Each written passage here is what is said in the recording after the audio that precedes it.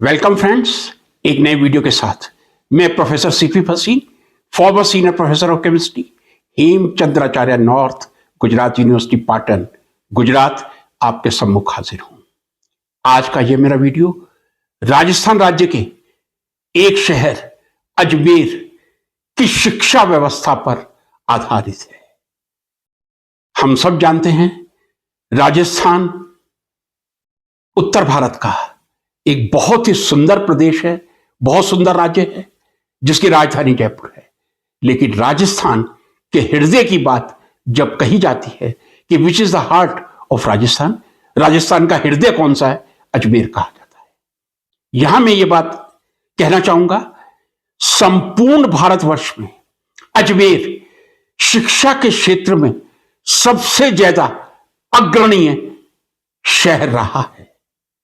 यहां की शिक्षा व्यवस्था की मैं बात करूं, यहां का म्यो कॉलेज, MAYO म्यो कॉलेज 1875 में जिसकी स्थापना हुई थी और आज भी उसने अपना वही डेकोरम मेंटेन किया हुआ है। यदि आप साल के 18 लाख रुपए खर्च करके अपने बच्चे को पढ़ाना चाहें, मैं ये नहीं कहूंगा कि ये एक मात्र एक विकल्प है। सिंधिया हो सकता है, दूसरे दूर हो सकते हैं, लेकिन एक बेहतरीन स्कूल यदि आप साल के तकरीबन 20 लाख रुपए अपने बच्चे पर खर्च कर सकते हैं, म्यो कॉलेज अजमेर। नाम कॉलेज है लेकिन 12th तक है, अपने आप में परिपूर्ण है। हर एक्टिविटी से ट्रेन करके विद्यार्थी को पूरी तरह से ट्रेड किया जाता है। यदि आपकी पॉकेट अलाउ नहीं करती, आप इतनी फी, मैं समझता हूं साल के 18 से 20 लाख रुपया देना कुछ गिने चुने नागरिकों के लिए संभव हो सकता है। देश के 99% या 99.9% के तो बहुत मुश्किल है एक बच्चे पे शिक्षा के लिए खर्च करना। म्यो कॉलेज ने उस कैंपस के पास ही मयूर स्कूल की स्थापना की है। मयूर स्कूल का टीचिंग स्टैंडर्ड मैं समझता हूं, मैं बेहतरीन ही कहूंगा। जहां म्यो कॉलेज में ओवरऑल एक्टिविटीज पर ध्यान देकर विद्यार्थी को ट्रेन किया जाता है, मयूर स्कूल में भी उसी तरह एक्टिविटीज ओरिएंटेड है और सही नॉमिनल मैं समझता हूं साल की 1 या 1.5 लाख रुपए के बीच यदि आप फी दे सकते हैं, मयूर स्कूल एक बहुत अच्छा विकल्प हो सकता है। गर्ल्स के लिए मैं बात करूं, सोफिया स्कूल बहुत ही पुराना वहां का प्रतिष्ठित स्कूल है और इसी संदर्भ में कहना चाहूंगा, Sophia College English medium college में प्राचीन काल से एक रेपुटेशन स्थापित करके चल रहा है और अभी उसको कंटिन्यू कर रहा है।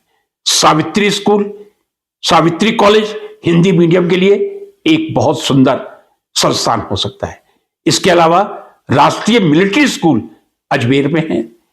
यदि आपकी पॉकेट अलाउ नहीं करती, क्योंकि मिलिट्री स्कूल में हर किसी का एडमिशन पॉसिबल नहीं है, और आप नॉमिनल फीस पे अपने बच्चे को किसी प्राइवेट स्कूल में शिक्षा प्रदान करना चाहते हैं, तो मैं ये कहूंगा अजमेर का सेंट एंसेल्म स्कूल, सेंट एंसेल्म स्कूल बहुत ही नॉमिनल फी पे मैं समझता हूं साल की 15 या 20 हजार रुपए फी होगी। 20 हजार से ज्यादा नहीं होनी चाहिए, ये मैं आपको कह रहा हूं। हर तरह की शिक्षा, गवर्नमेंट स्कूल तो है, ये प्राइवेट स्कूल की मैंने एक पिक्चर आपके सामने पेश की है, लेकिन जड़ें कितनी गहरी हैं अजमेर में शिक्षा की, ये बात उच्च शिक्षा में उजागर होती है। वहां के राजकीय महाविद्यालय अजमेर, जिसको पहले पॉपुलरली GCA कहा जाता है और अब बहुत ही शान के साथ हम कहते हैं सम्राट पृथ्वीराज चौहान राजकीय महाविद्यालय अजमेर। फ्रेंड्स, इसकी स्थापना यदि मैं सही हूं 1836 में हुई थी। 1836 में गवर्नमेंट कॉलेज की स्थापना एक स्कूल के रूप में हुई थी, फिर इंटरमीडिएट, और मैं समझता हूं काफी समय से एक UG और PG कॉलेज के रूप में GCA एक अमिट छाप लिए चल रहा था। कोई ऐसा जमाना था, मैं कह रहा हूं माफी के साथ, ऐसा जमाना था जब राजकीय महाविद्यालय अजमेर, जो अब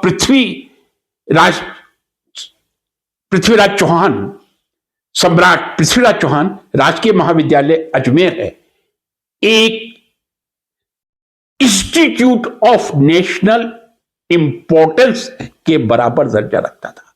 आप जानते हैं आज के टाइम में नेशनल इंस्टीट्यूट या इंस्टीट्यूट ऑफ नेशनल इंपॉर्टेंस उन सभी आईआईटीज को, आईआईएम्स को या आईएससी को कहा जाता है। उसको दर्जा हासिल नहीं था, लेकिन वहां के जो फैकल्टी थी, वहां के जो स्टूडेंट्स का कैलिबर था, वो अपने आप में एक इंस्टीट्यूट ऑफ नेशनल इंपॉर्टेंस से कम नहीं था।